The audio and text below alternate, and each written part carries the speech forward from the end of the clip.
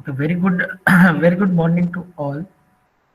Can anyone tell me what we have covered in our last lecture? Vinay, stop your camera. Vinay Chaudhary, off your camera.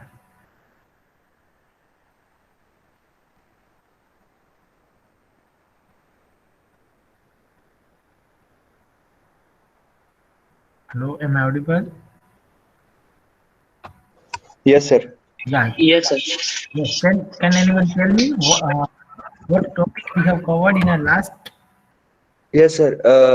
We have learned different views of OS and goals and objective of OS. We have learned history of operating system and generations of OS, and we have discussed about all the generations, first All generation. the all generation or a few of them? No, sir. We have discussed till third generation, sir, Oh, okay.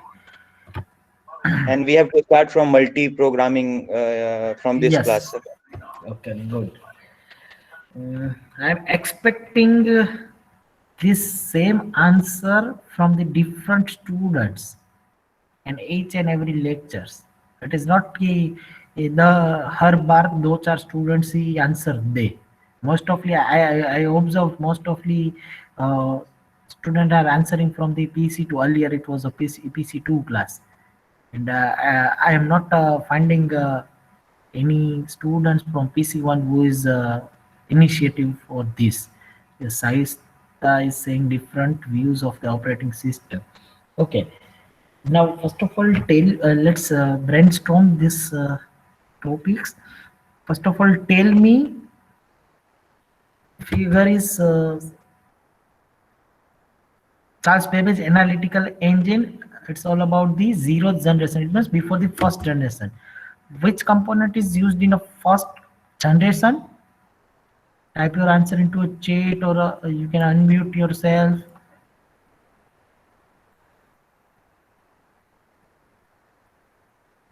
Someone is raising hand, but I cannot. Sir, Someone is raising the hand, but I cannot see who is raising. Yes, Uma. sir, vacuum.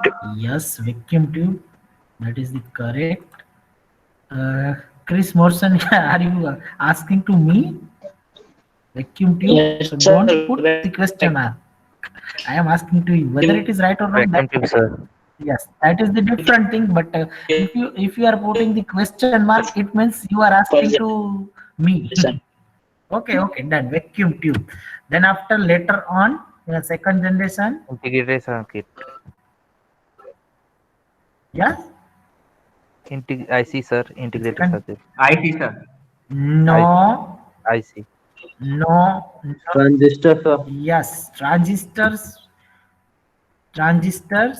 were introduced in. And batches, sir. Yes, that is the batch system. Yes, anyone remember that two machines? Yes, Umang? Two machines of batch. Numbers याद है आपको?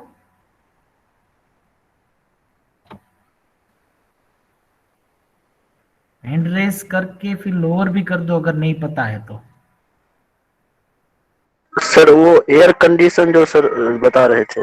Yes, Umang, I am asking to you. You raise the hand, then lower the hand, again raise the hand. If you are no, if you want to say, then you unmute yourself. No, sir.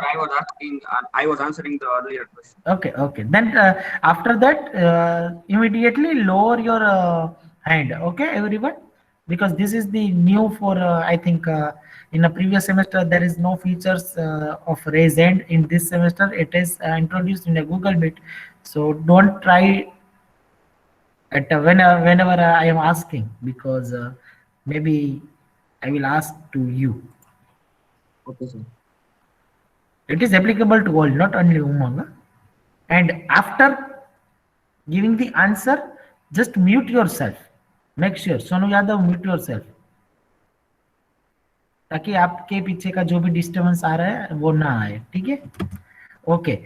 In a batch system, can anyone know the? Okay, these two machines were used, 1401 and 7094. 7094 is used for computing. Okay. Then after we have seen the third generation. Now it's a IC. In the third generation, IC were introduced. Then after, yes, it here multi-programming. So in earlier, Sonu Yadav, mute yourself. Okay. In a multi-programming, so first of all, as you know, whatever is loaded in a main memory, it will be executed on a CPU. So, and as you know, main memory is limited compared to the secondary memory. So it is not possible each and every time we can load entire program or entire process into the main memory, because as you know, we have a limited main memory. Suppose your main memory is 1 MB and your program is all about 2 MB. It is not possible to load entire program into the main memory. So it may possible we cannot load entire program at a time, but some portion of that program is loaded onto the main memory, and whenever it is required, at that time we can do the switching. It may happen. So all this concept we will see in a memory management and in a process management, how it is possible and what are the possibilities. So here one main memory is displaying to you, in that some portion of main memory is occupied by the operating system and rest of memory is partitioned with the several pieces, and few jobs are assigned to that several pieces. For example, ये पूरी जितनी बची उसमें partition हमने 3 कर दिए, job 1, job 2 और job 3. Job 1 process 1 को अलोकेट किया, जॉब 2 इसको, जॉब 3 इसको. Now what is the advantage of multi programming? Earlier it was a waste of time, क्योंकि सीपीयू आइडियल बैठता था. कब आइडियल बैठता था? जब वो प्रोसेस को इनपुट और आउटपुट की जरूरत हो तब. फॉर एग्जाम्पल कि right now I am active, अभी मैं एग्जीक्यूशन में क्योंकि मैं बोल रहा हूँ, ठीक है. लेकिन अगर मुझे कोई अर्जेंट कॉल आ गया, फिर कुछ काम आ गया, तो मैं फिर क्या करूंगा? आपको छोड़ के वो पहले अटेंड करूंगा. It means you all are ideal. आप सभी प्रोसेस आइडियल हो गई. No one can execute. आपको कुछ प्रोग्रेस ही नहीं आएगा. फिर आप बोलेंगे कि ये फालतू का लेक्चर चला गया, टाइम पास हो गया. तो वो सीपीयू आइडियल बैठा, तो वो तो नहीं होना चाहिए, because CPU utilization must be more और इंक्रीज. तो फिर हम क्या करेंगे कि parallelly we can do something, we can run multiple programs. मैं फोन अटेंड करूं, मुझे पता है कि फोन आ रहा है, तो मैं फिर क्या करूंगा कि I will assign a task to everyone. Please find out the difference between multi programming and multitasking. I will ask this question after 5 minutes. So ये मैंने टास्क आपको दे दिया, फिर म्यूट करके फोन अटेंड कर लूंगा, तो आपको ऐसा लगेगा कि हाँ सर ने टाइम दिया है, फिर ऐसा है. तो उसमें क्या हुआ? आपका भी टाइम वेस्ट नहीं हुआ, मेरा भी टाइम वेस्ट नहीं हुआ, टास्क परफॉर्म हो गया और एग्जीक्यूशन भी हो गया. जो काम मुझे बाद में देना था वो मैंने अभी दे दिया. उसका मतलब क्या हुआ कि मल्टी प्रोग्रामिंग से सीपीयू यूटिलाइजेशन इंक्रीज होगा, सीपीयू आइडियल नहीं बैठेगा. Clear? So same way you can see partition the memory into several pieces with different job in each partition. While one job was waiting for input output to complete, another job could use the CPU. Another job could use the CPU. जब job 1 को input output की जरूरत पड़ेगी, तो वो क्या करेगा? Simply IO में जाएगा और जॉब 2 को प्रोसेसर में लोड कर देगा और बोलेगा कि तू एग्जीक्यूट कर ले जब तक मैं रिटर्न आ रहा हूँ तब तक. फिर रिटर्न आने के बाद 2 सिचुएशन, इधर जॉब 2 कैन कंटिन्यू और maybe job one job two को ऐसा बोलेगा, चल मेरा टर्न था, मैंने तेरे पे एहसान किया था, अब तू जा, मैं पहले रन करूंगा, ऐसा हो सकता है, पॉसिबिलिटी है। तो ये सब पॉसिबिलिटी हम प्रोसेस के एल्गोरिथम में देखेंगे कि कैसे क्या होता है, ठीक है। It depends on a situation, ये आंसर परफेक्ट है, depends on a situation, depends on a requirement, क्योंकि आप तब देखेंगे कि हर बार ऐसा जरूरी नहीं कि वापस आने के बाद वो प्रोसेसर हमें दे ही दे इनपुट आउटपुट खत्म करने के बाद, ठीक है। So whenever running job finished, the OS load new job from the disk into the empty partition of the memory. This is known as the spooling, simultaneous peripheral operation online, ठीक है। So this is multi-programming, but still it is not interactive. Why it is not interactive? User submit the job, computer runs it, and user gets the result after few minutes, maybe after few hours, maybe after few days and later on, क्योंकि जब वो job one ने दे दिया तो बाकी सब बैठ जाएंगे। सो उसका टाइम शेयरिंग जो डिसएडवांटेज है वो टाइम शेयरिंग के साथ ओवरकम हो गया। सो टाइम शेयरिंग में क्या कि time sharing is the interactive system in which we can share the time, and first general purpose time sharing system was the CTSS, compatible time sharing system. After success of this CTSS, in MIT Bell Labs, that developed the computer utility and machines that supports hundreds of simultaneous time sharing users, and this machine is known as the multisys, multiplexed information and computing services. I know history is the boring, but remember this thing, इसमें से कुछ ऐसे questions नहीं पूछते कि write down the history of operating system. हाँ, आपको उसका बेसिक पता होना चाहिए, ठीक है। Maybe in MCQ short question they may ask. So another major development during this third generation, it was the mini computers. Mini computers were introduced during this third generation. Yes, Bajrang? Sir वो जो आपने multi programming बोला, तो multi programming में मतलब हुआ कि sir एक ही टाइम पे मल्टीपल प्रोग्राम रन होगा कि या टाइमिंग के अनुसार एक एक करके होगा?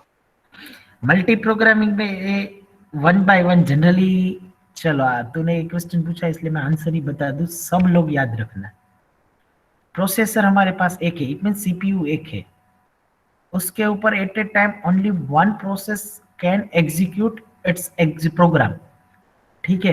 तो हम फिर मल्टी प्रोग्रामिंग बोलते हैं, मल्टीटास्किंग बोलते हैं। तो वो कैसे मैनेज होता है? That is known as the scheduling and management. हमें फ्रैक्शन ऑफ सेकंड्स में सब कुछ मिल जाता है, आंसर, रिस्पॉन्स, सब कुछ। इसलिए हमें लग रहा है कि मल्टीपल टास्क हम कर रहे हैं, मल्टीपल प्रोग्राम कर रहे हैं, ठीक है।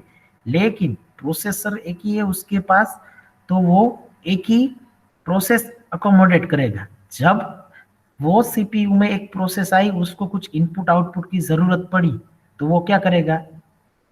तो वो इनपुट आउटपुट डिवाइस को सर्च करने के लिए जाएगा, फिर वो जब तक इनपुट आउटपुट डिवाइस में से प्रिंट लेगा या फिर जो भी करेगा, तब तक वो सीपीयू क्या करेगा? आइडियली बैठा रहेगा। तो वो हमें नहीं बैठना देना है, तो इसलिए मल्टी प्रोग्रामिंग का यूज किया। क्या किया कि मेन मेमोरी को डिवाइड कर दिया पोर्शंस में, पार्टीशंस में। तो जब जॉब वन आईओ के लिए जा रहा है, तब हम सीपीयू को आइडियल नहीं बैठने देंगे। चल भाई जॉब टू तू आ और एग्जीक्यूट कर, सीपीयू यूटिलाइजेशन कर। This is multi programming. तब जॉब वन रनिंग बोल सकते हैं, लेकिन वो कहाँ पे रनिंग है? आईओ पे, ठीक है। जब वो आई फिनिश कर देगा, तब फिर से वापस क्यू में आके बोलेगा कि now it's my turn for the CPU execution. तो वो पॉसिबिलिटी सारी हमें देखनी है। ये इसलिए मैंने स्टार्टिंग में ही बोला था कि ये सब कुछ इनविजिबल है, इसलिए इमेजिनेशन करना ही बेटर रहेगा। तब हमें पता चलेगा कि ऐसी ऐसी पॉसिबिलिटी हो सकती है। अभी मैं आपको एक चीज बता रहा हूँ कि आप बोलेंगे सर ऐसा दो पॉसिबिलिटी है, जैसे मैंने बताया कि जॉब वन जो आईओ के लिए गया, वो जल्दी खत्म करके फिर से आएगा, तो बोलेगा कि ये सीपीयू तो मेरा था, मैं 2 मिनट के लिए ही गया था, तो फिर जॉब टू को क्यों असाइन कर दिया? तो वो जॉब टू को खड़ा करके जॉब वन एग्जीक्यूट कर सकता है। ये एक पॉसिबिलिटी है। दूसरी पॉसिबिलिटी ऐसी भी हो सकती है कि जॉब टू रनिंग करे और जॉब वन वेट करे, ऐसा भी हो सकता है। तो ये पॉसिबिलिटीज है। वो हमें प्रोसेसिंग के अल्गोरिदम में हम देखेंगे कि किसको कैसे चांस मिलेगा, फर्स्ट कम फर्स्ट सर्व है, शॉर्टेस्ट जॉब है, वगैरह वगैरह. So it depends on a situation कि आपकी नीड क्या है. According to that you can use that algorithm. So detail में आपको तब पता चलेगा. अभी आप ये कंसेप्ट समझो सिर्फ multi programming. Clear? Okay sir. Okay, so in the third generation, IC was introduced, integrated circuit. वो तो हमें पता है integrated circuit में क्या होता है. ठीक है. So integrated circuit साइज भी कॉम्पैक्ट कर देगी आपकी कंप्यूटर्स की. फिर जो हीट जनरेट होती थी, एक्सेसिव हीट वैक्यूम ट्यूब और ट्रांजिस्टर से, वो भी कम हो जाएगी. ठीक है. एंड मल्टी प्रोग्रामिंग इंट्रोड्यूस हुआ. तो मल्टी प्रोग्रामिंग का मतलब क्या हुआ कि सीपीयू आइडियली नहीं बैठेगा, तो आपका कंप्यूटेशनल टाइम भी इंक्रीज होगा, यूटिलाइजेशन भी इंक्रीज होगा, and you can run multiple programs on a computer. And it should be interactive in terms of what, because keyboards and mouse were introduced. so keyboard और mouse से introduce हो गए तो वो input output के लिए easy रहेगा और interactive रहेगा, क्योंकि पंच कार्ड में वो सब में ज्यादा दिक्कत हो रही थी. फिर size of the third generation computer वो smaller as compare to previous computers. अपने पिक्चर्स में ही देखा कि मैं पूरे रूम साइज का था. फिर उसमें vacuum tubes, transistor, vacuum tubes बहुत बड़े थे, उससे कम ट्रांजिस्टर, उससे कम आईसी से भी कम आएगा large scale integrated circuits. that is in a fourth generation large scale integrated circuits. In that it includes the high level languages. जैसे जैसे high level languages high level languages के फीचर्स ज्यादा आने लगे, वैसे वैसे हमारे ऑपरेटिंग सिस्टम स्मूथ होती गई. So in large scale integrated circuit Intel came out with the 8080 microprocessor with the first microcomputer with disk. Disk it means storage कुछ आ गया, disk it means disk secondary, so storage भी आ गया. so Intel ने 8080 microprocessor वाला एक computer introduce किया. After that Kindle wrote disk based operating system, not DOS. Kindle wrote the disk based operating system, name is CPM, controlled program for microcomputer. After that Tim Peterson had developed the OS which is known as the disk operating system, that is the DOS. कुछ लोगों ने यहाँ तक नाम सुने होंगे DOS और उसके बाद का. फिर माइक्रोसॉफ्ट ने उसको रिवाइज कर दिया डोस को और उसको नाम दे दिया MS DOS. तो ये सब हिस्ट्री है सब. सो लार्ज इंटीग्रेटेड सर्किट आपको तो आपने देखी होगी कि ऐसे ऐसी माइक्रो रजिस्टर, कैपेसिटर इतने इतने छोटे, कैपेसिटी हाई लेकिन छोटे. सो साइज भी कॉम्पैक्ट हो जाएगी, हीट भी कम हो जाएगी. Later on around 1960 Engelbart invented the GUI. MS DOS आप ने किसी ने देखा या फिर YouTube में वीडियो वगैरह कुछ देखा हो तो आपको पता होगा कि DOS में it is totally command based and black and white. तो आपको पता है कि nowadays black and white TV देखना वो कितना बोरिंग होता है. इवन वो जो डब्बे वाला टीवी था वो भी देखना बहुत मुश्किल है, क्योंकि 50 इंच LED LCD टीवी हम देख रहे हैं, या फिर कुछ ने तो वो काउ टीवी भी देखा है. एक बार आप हायर लेवल में चले गए तो फिर आपको वो डब्बा वाला टीवी और ब्लैक एंड व्हाइट टीवी भी देखना पसंद नहीं है. So Engelbart invented the GUI, graphical user interface with the windows icon, menus and mouse.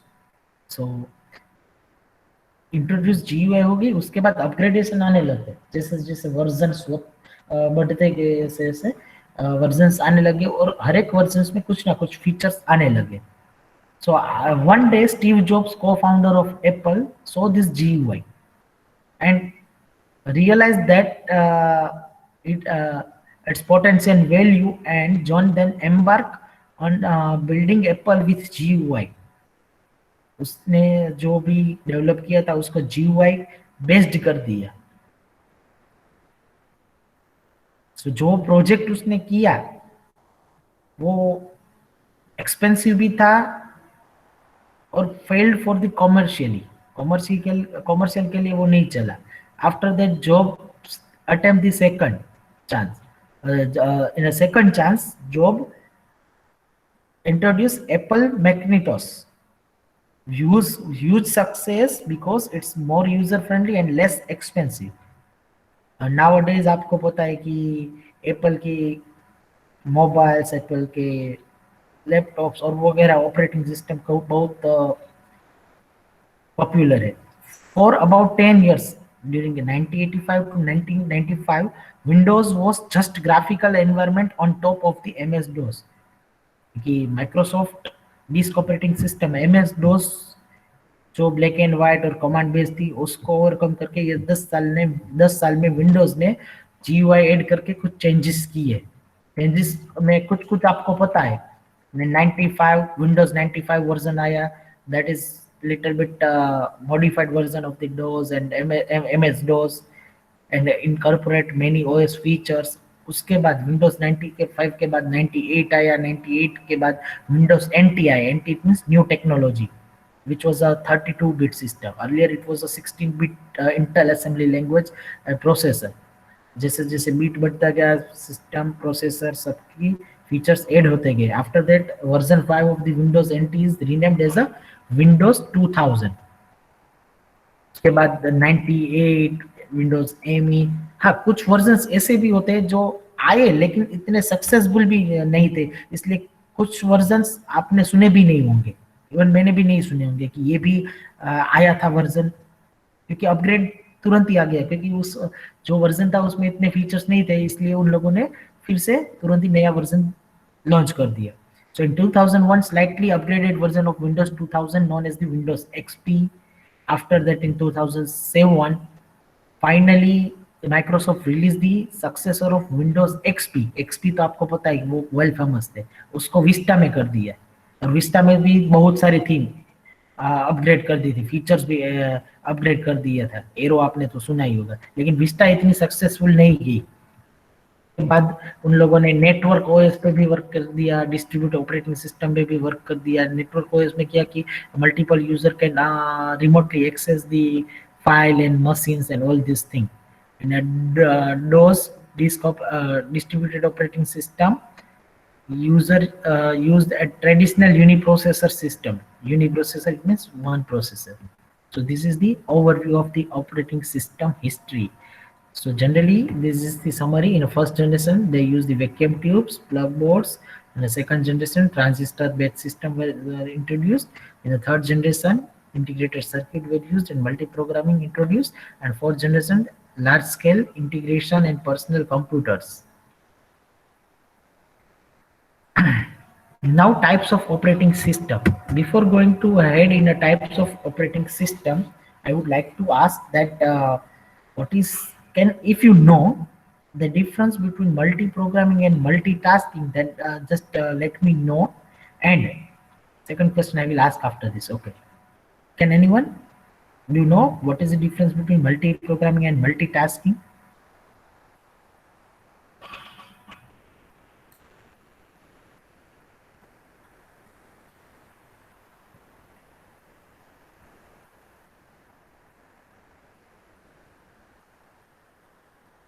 Hello sir. Yes. Sir एक बार में बहुत सारा टास्क होगा ना, तो उसको शायद मल्टीटास्किंग बोलेंगे सर. बट मल्टी प्रोग्रामिंग में तो सर जैसे कोई प्रोग्राम रन हो रहा है, बहुत सारा प्रोग्राम है बट एक बार में एक ही प्रोग्राम रन हो रहा है. अब जब बीच में उसको टाइम मिलेगा फर्स्ट प्रोग्राम को इनपुट आउटपुट लाने में, उस बीच में वो दूसरे प्रोग्राम का वो वर्क करेगा सर. इस टाइप से. Okay. Almost both working is maybe same, because multitasking is a logical extension of multi-programming. Multitasking is a logical extension of multiple programming. Multiple programming, we can say that a computer running more than one program at a time, like running Excel and Firefox simultaneously. Multitasking means task sharing a common resource, like one CPU. CPU एक ही है, उसको common resource बोलेंगे और वो share करेंगे multiple task. So multitasking, we can say that logical extension of the multi-programming. Multi-threading, multi-processing. Multi-threading आपको अभी नहीं पता चलेगा क्योंकि thread पता नहीं, इसलिए multi-processing, yes. Uniprocessing and multi-processing. Uniprocessing it means single processor होगा उस सिस्टम में, and multi processing it means a computer using more than one CPU at a time, more than one processor. अगर आपके system में मोर than one processor है तो वो होगा, ठीक है। Now second question, do you know any types of operating system? Because this one is the IMP question in terms of short question, in terms of long question, because sometimes they ask explain any two types of operating system. Specifically they can maybe ask real time operating system and DOS operating system and वगैरह वगैरह।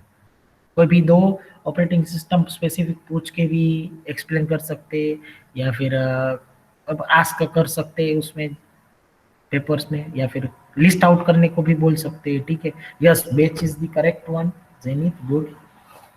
बेच operating system, तो वो तो हमने देख ली, बेच बेच सिस्टम तो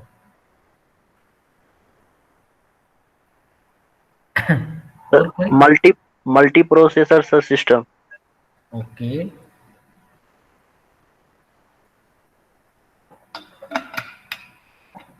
लिनक्स और सर डेस्कटॉप भी होगा। डेस्कटॉप, लेकिन वो टाइप नहीं है ऑपरेटिंग सिस्टम का सर, लेकिन यूज तो होता। Linux and Android, these all are the name of the system. Yes, Saista is saying time sharing. Yes, that is the correct. Yes, Tanki is network. Yes, network operating system may be there.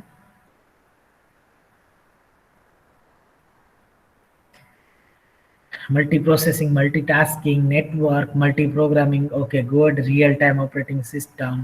Okay, let's see. There are certain operating systems we can categorize like this: single user operating system, batch processing operating system, multi-programming operating system, time sharing, real-time, distributed, modern operating system. In a single user, और इनमें से आधी तो आपके पता ही चल जाएगा ऐसे ही, based on the name of the title. Single user, it means only one user can access that system. In that we have two category: single tasking and multitasking, and another category in a real time, hard real time and soft real time. So we will see each and everything one by one, but you can easily predict this thing: single user operating system, single tasking. It means single user, single tasking. It means At a time, one single user can access it.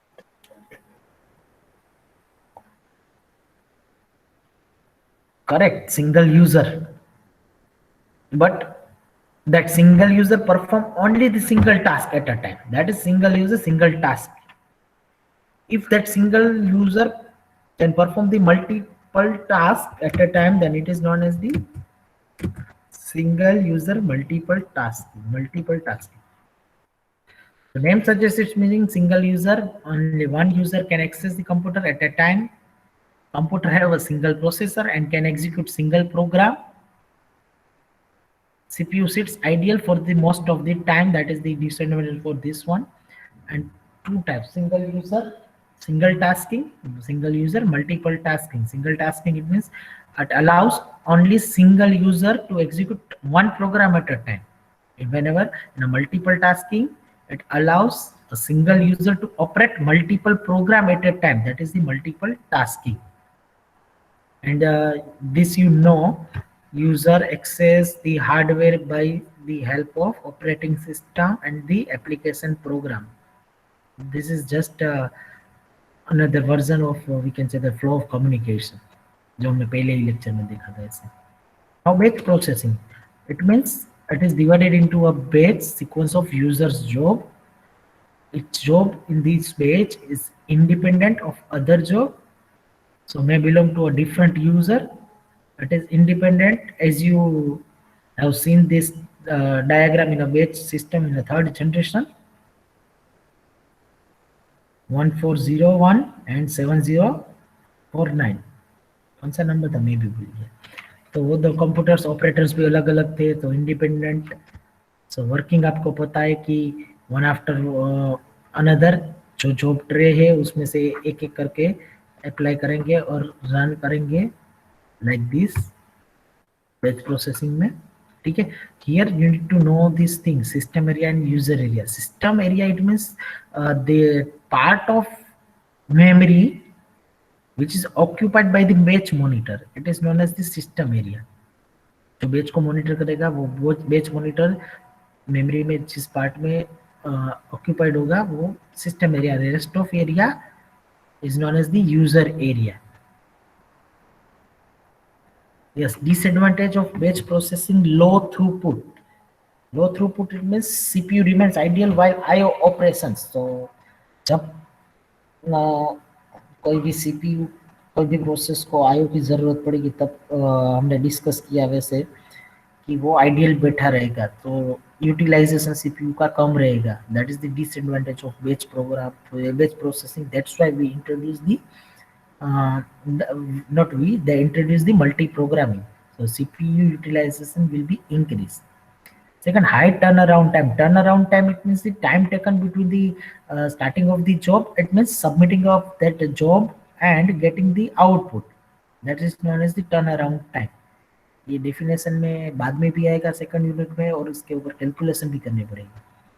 So it will increase high turnaround time. So turnaround time high नहीं होना चाहिए, क्योंकि जब हम submit आज करते हैं और आउटपुट हमें परसों मिलेगा, तो वो हाई टर्नअराउंड टाइम डिसएडवांटेज हुआ. लो टर्नअराउंड टाइम आपका मिनिमम होना चाहिए. Minimum turnaround time will give you a best system.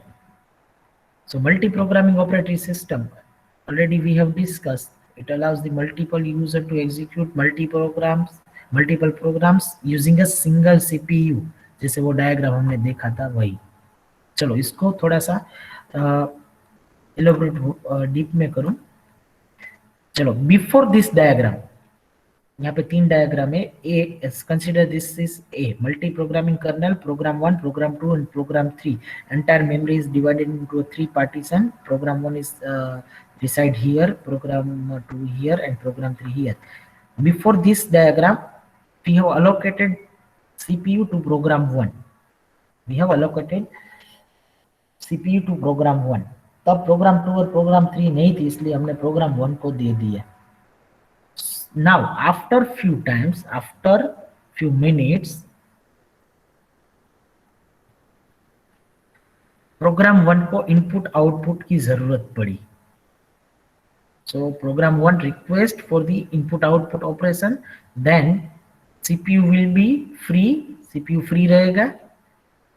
So CPU free रहेगा और आइडियली बैठेगा. लेकिन मल्टी प्रोग्रामिंग में क्या किया हमने, CPU को आइडियली नहीं बैठने दिया, और उसको क्या किया हमने, वो CPU को दूसरे प्रोग्राम को अलोकेट कर दिया. और जब तक ये प्रोग्राम 1 इनपुट आउटपुट लेता है तब तक CPU अलोकेट प्रोग्राम 2 का हो गया. सो प्रोग्राम 2 में भी 10%, 50% और मे भी 100% रन हो जाए. तो जब तक ये प्रोग्राम 1 IO में है तब तक इसका काम खत्म हो जाए तो क्यू हमारी कम हो जाएगी. ठीक है, जैसे हम करते हैं ना रियल लाइफ में भी ऐसा ही करते हैं, मल्टी प्रोग्रामिंग जैसा ही. सपोज आपके फैमिली के साथ मॉल में गए हो, तो सब साथ में जाने की बजाय आप क्या करते हो, सपोज ग्रोसरी लेनी है तो आपके मदर बोलेंगे चलो, तो आपको सपोज कुछ गैजेट्स लेने हैं, तो आप क्या बोलेंगे कि आप जब तक यहाँ पे बिजी तब मैं गैजेट्स देख के आता हूँ. ऐसा ही हुआ, जब तक ये प्रोग्राम 1 इनपुट आउटपुट ले रहा है तब तक ये प्रोग्राम 2 CPU यूटिलाइज करके खत्म करके फिर से ये एग्जीक्यूटिव हो जाएगा, कंप्लीट हो जाएगा. बट मीनवाइल दूसरी पॉसिबिलिटी ये भी हो सकता है कि प्रोग्राम 2 को भी IO की जरूरत पड़ी, सपोज कोई इनपुट आउटपुट डिवाइस की जरूरत पड़ी, कोई बात नहीं, चलो दे दी. फिर CPU फ्री नहीं बैठेगा, प्रोग्राम 3 को अलोकेट कर दिया. तो ऐसे यहाँ पे नंबर ऑफ प्रोग्राम्स बहुत हो सकते हैं, नंबर ऑफ प्रोसेस बहुत हो सकती है. लेकिन हम क्या करेंगे, maybe 4, maybe 5, maybe n number of process लेके हम उसको पॉसिबिलिटी चेक करेंगे नेक्स्ट यूनिट में, सेकंड. अभी हम सिर्फ कंसेप्ट ही समझ रहे हैं. After that program 3 is allocated to CPU. Program 3 CPU को अलोकेट हुआ. मीनवाइल प्रोग्राम 1 का जो इनपुट आउटपुट डिवाइस के साथ जो भी काम था वो खत्म हो गया. तो फिर हम दो पॉसिबिलिटी, आइदर यहाँ से सीपीयू टेक बैक कर सकते हैं, प्रोग्राम 1 को फिर से अलोकेट कर सकता है, या फिर प्रोग्राम 3 जब तक खत्म ना हो तब तक हम वेट करें और प्रोग्राम 1 सिट आइडियली, तो फिर से हम सीपीयू यहाँ पे प्रोग्राम 1 को दे दिया। दिस वे मल्टी प्रोग्राम हुआ। लेकिन आप देखो यहाँ पे कहीं पे भी ऐसा है 2 बार सीपीयू आया, क्योंकि CPU can run only 1 program at a time, but वो इतनी फ्रैक्शंस ऑफ सेकंड्स में वर्क कर रहा है, इसलिए हमें ऐसा लग रहा है कि मल्टीपल पैरेलली हम सब कुछ कर रहे हैं। तो आप अभी अभी इमेजिनेशन ये कर सकते हो कि यस हम तो ये कर रहे, ये पीपीटी भी करते हैं, गूगल भी करते हैं, सर के गूगल मीट भी अटेंड करते हैं, साइड में मूवी भी देखते हैं, लेकिन सब कुछ कैसे हो रन होता है वो बैकएंड में हम सब कुछ देखने वाले हैं, इमेजिनेशन करने वाले हैं। एग्जैक्टली ऐसा ही होता है वो हम कह नहीं सकते, हाँ, लेकिन we can predict that thing, this all are the possibilities, this way we can schedule it, with this way we can manage it, okay. क्योंकि वो तो विजिबल ही नहीं है ना, अंदर का जो इंटरनल पार्ट्स है वो हम विजिबल नहीं कर सकते, सिर्फ इमेजिनेशन कर सकते हैं। So this is multi programming. So unlike batch OS, more than one job can be loaded into the main memory simultaneously, and kernel required to perform this thing, scheduling. OS have to schedule programs in the main memory. यहाँ पे देखो programme 1, program 2, programme 3, तो हमें ये भी manage करना पड़ेगा कि सीपीयू किसको मिलेगा, कितने टाइम के लिए मिलेगा, आफ्टर दैट कौन सा प्रोग्राम कौन सी मेमोरी पे अलोकेट होगा। तो नेक्स्ट स्लाइड अब देखो शेड्यूलिंग, तो ये प्रोसेस शेड्यूलिंग हो गया, memory management, page replacement algorithm, IO management, resource management हो गया। तो ये सब तो हमने डिस्कस किया था, और आगे भी डिस्कस इंडिविजुअल करेंगे कि शेड्यूलिंग कैसे कैसे पॉसिबिलिटी हो सकती है, ठीक है। सपोज आप right now if I want to take a viva, if I want to take a viva of you, then I will get lots of question from you, possibilities. पहली possibility, sir random मत पूछना, enrolment number wise पूछना, तो मैं वो भी कर सकता हूँ। दूसरा कि आप देख सकते हो कि गूगल मीट में आपका एनरोलमेंट नंबर नहीं, नेम आता है, तो नेम गूगल मीट की जो पीपल्स होते हैं उसमें अल्फाबेटिकल ऑर्डर में आता है, तो फिर ए बी सी से, तो मैं ए से भी स्टार्ट कर सकता हूँ, ये भी पॉसिबिलिटी है। तीसरी पॉसिबिलिटी है रैंडम भी कर सकता हूँ, इट डिपेंड्स कि रिक्वायरमेंट क्या है, ठीक है। तो आप उसमें से कुछ स्टूडेंट ऐसे बोलेंगे सर मेरे भाई की शादी है, तो आप मेरे भाई पहले खत्म कर लेंगे, तो प्रायोरिटी भी आ गई, तो वो भी पॉसिबिलिटी है।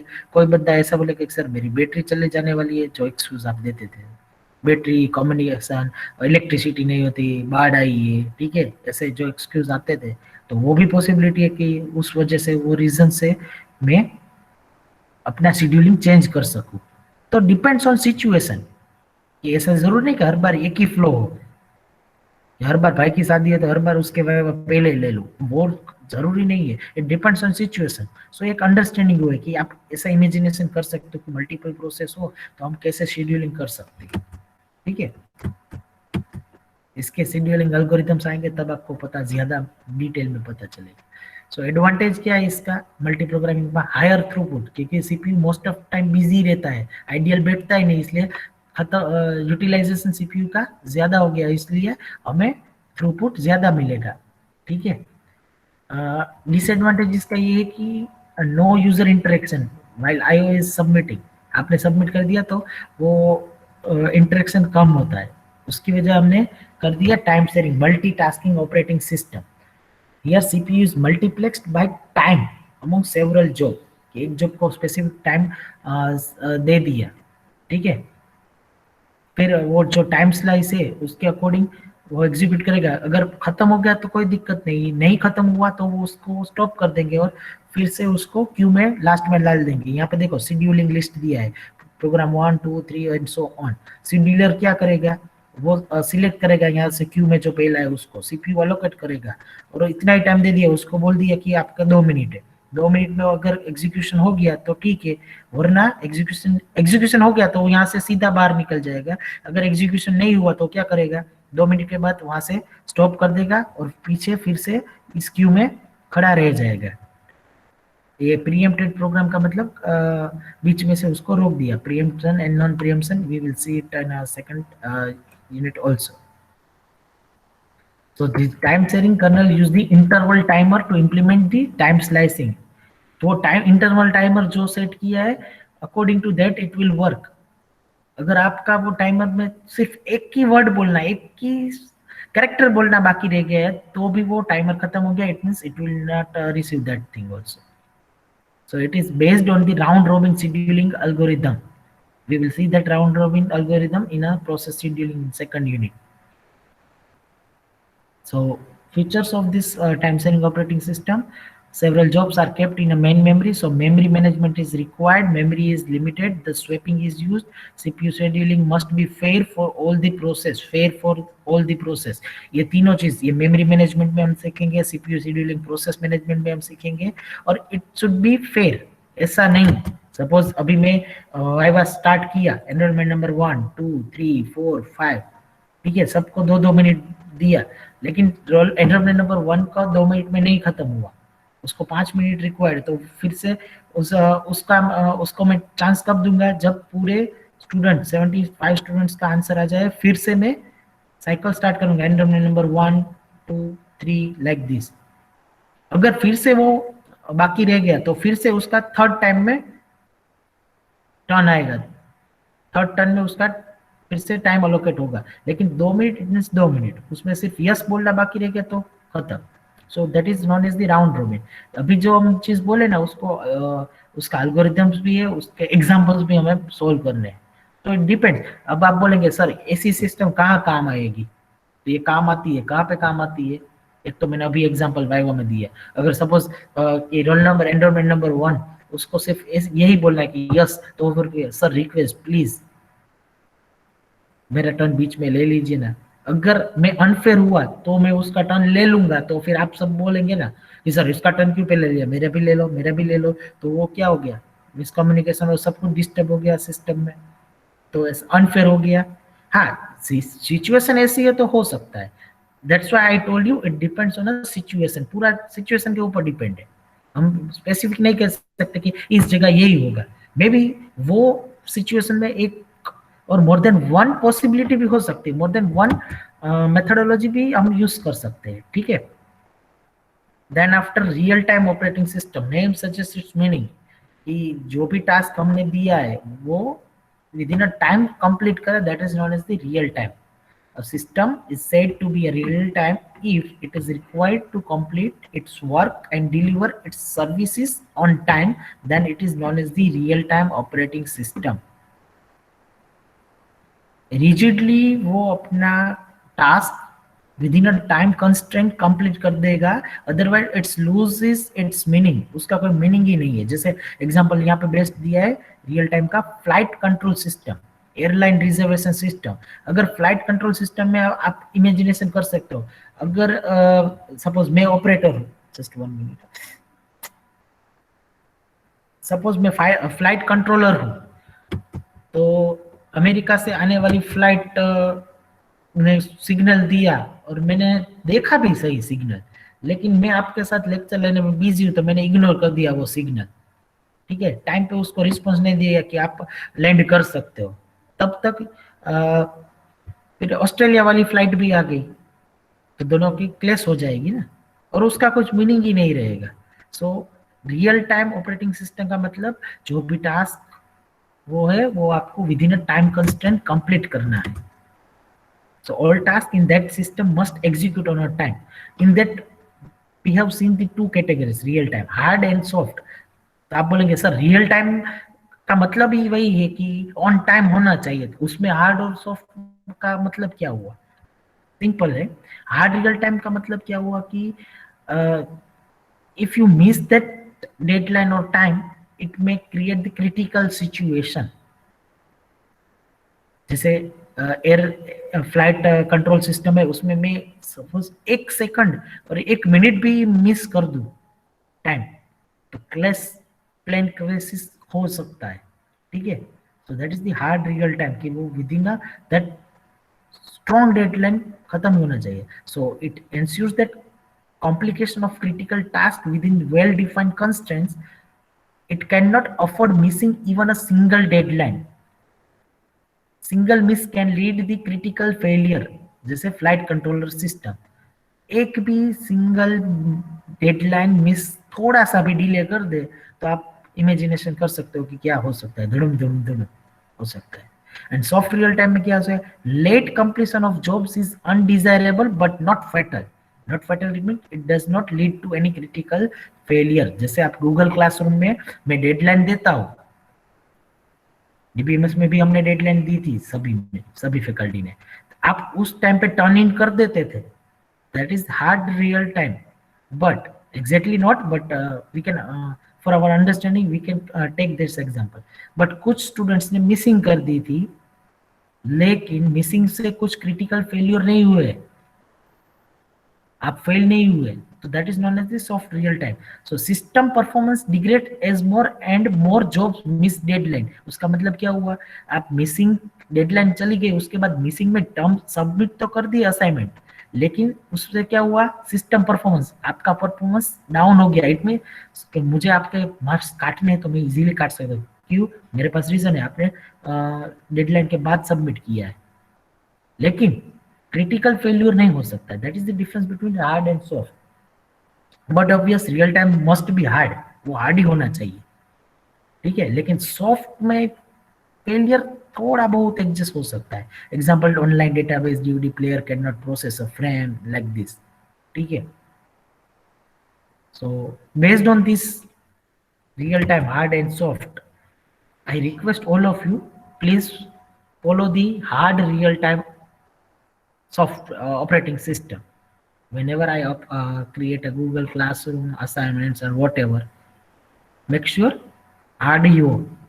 अगर सॉफ्ट हुई तो यहाँ पे लिखा है does not leads to any critical failure, maybe in this system, in this my operating system it may, okay। next feature of real time operating system, देख लेते हैं। It permits creation of multiple process within an application, whatever we have discussed। Yes, third point, uses priority driven or deadline oriented scheduling। yes, priority driven और deadline oriented scheduling, priority इसमें consider करनी पड़ती है real time में, because suppose you have a 5 assignments, आपको 5 assignments दे दिए और एक की डेडलाइन आज है, दूसरे की डेडलाइन कल है, तीसरे की डेडलाइन परसों है, तो उसमें भी आपको वो मैनेज करना है। सपोज 2 असाइनमेंट की डेडलाइन आज की है, तो आप उसमें से कौन सा पहले सबमिट करेंगे, प्रायोरिटी। सपोज 2 सब्जेक्ट फैकल्टी, उसमें से कोई एक फैकल्टी ज्यादा स्ट्रिक्ट है, एक फैकल्टी कम स्ट्रिक्ट है, तो आप पहले किसकी करेंगे, जो ज्यादा स्ट्रिक्ट है, क्योंकि आपको डर है कि वो मेरे मार्क्स ज्यादा काट लेंगे, इसलिए आप वहां पे सबमिट कर रहे हैं, तो वो आपने देखना है। It provides fault tolerance, it means ensure that system will keep functioning even if fault occurs, and graceful degradation, ability of system to fall back to the reduced level of service when fault tolerance occur capabilities। उसका मतलब क्या है कि अगर system deadline miss कर देता है, fault आ रहा है, फिर भी वो सिस्टम स्टॉप नहीं होनी चाहिए, वो कंटिन्यू होनी चाहिए। कंटिन्यू होगी तो वो आप विद इन और आफ्टर डेडलाइन सबमिट कर एग्जीक्यूट कर सकते हैं। That is the features of real time operating system. We will see the distributed operating system from the next lecture।